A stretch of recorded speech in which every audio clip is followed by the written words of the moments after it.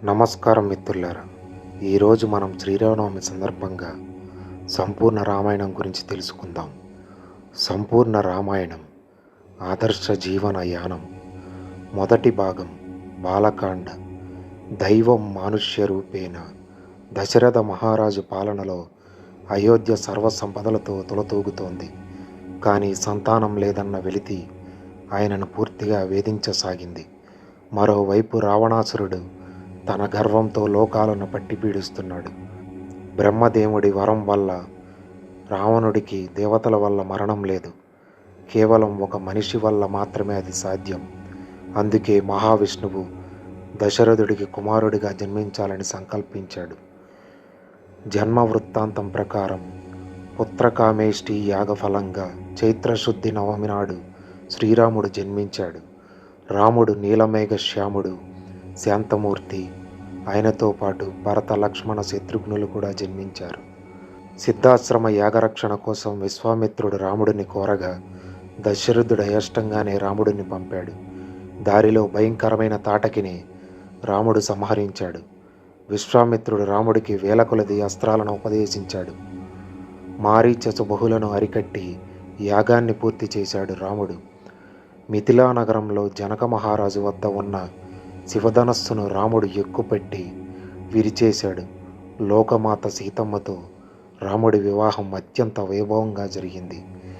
ధర్మం కోసం త్యాగం, రాముడి పట్టాభిషేకం ఖాయమైంది.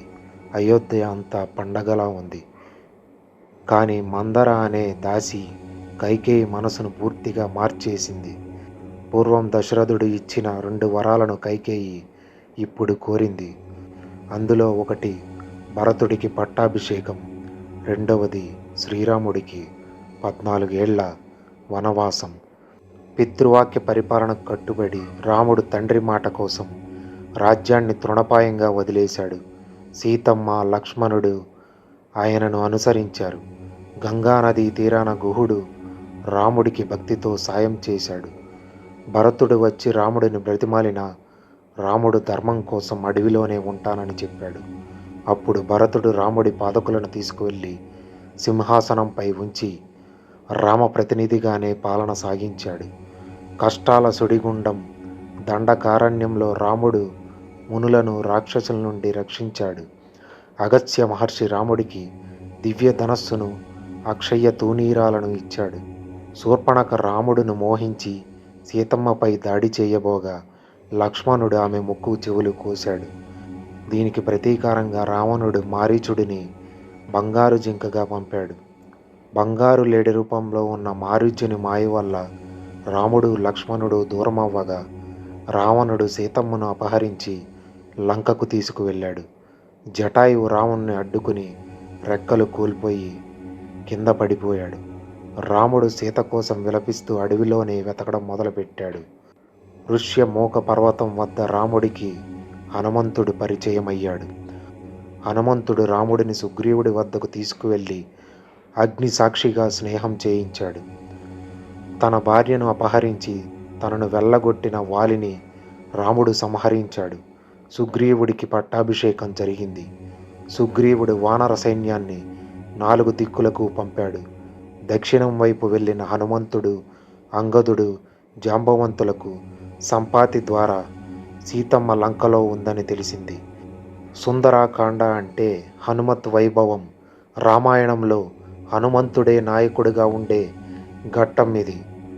100 యోజనాల సముద్రాన్ని హనుమంతుడు ఒక్క ఉదుటన దూకాడు. లంకలో అణువణువు వెతికి అశోకవనంలో సీతమ్మ తల్లిని కనుగొన్నాడు. రాముడు ఉంగరాన్ని సీతమ్మకు ఇచ్చి ఆమె నమ్మకాన్ని గెలుచుకున్నాడు. రావణుడిని ఎదిరించి లంకను దహనం చేసి తిరిగి వచ్చి రాముడికి చూశాను సీతమ్మ తల్లిని అని శుభవార్తను చెప్పాడు. లోక కళ్యాణం కోసం రాముడు వానర సైన్యంతో సముద్ర తీరానికి చేరుకున్నాడు. విభీషణుడు రావణుడిని వదిలి రాముడిని శరణు వేడాడు. నలుడు, నీలుడు అనే వానర వీరుల సాయంతో సముద్రంపై వారధి నిర్మించారు వానర సైన్యం. లంకలో యుద్ధం మొదలైంది. కుంభకర్ణుడు, ఇంద్రజిత్తు వంటి మహాయోధులు నేలకూలారు. ఆఖరికి రాముడు బ్రహ్మాస్త్రాన్ని ప్రయోగించి రావణుడిని సంహరించాడు. అధర్మం అంతమైంది. సీతమ్మను అగ్నిపరీక్ష ద్వారా స్వీకరించి పుష్పక విమానంలో అయోధ్యకు చేరుకున్నాడు శ్రీరాముడు.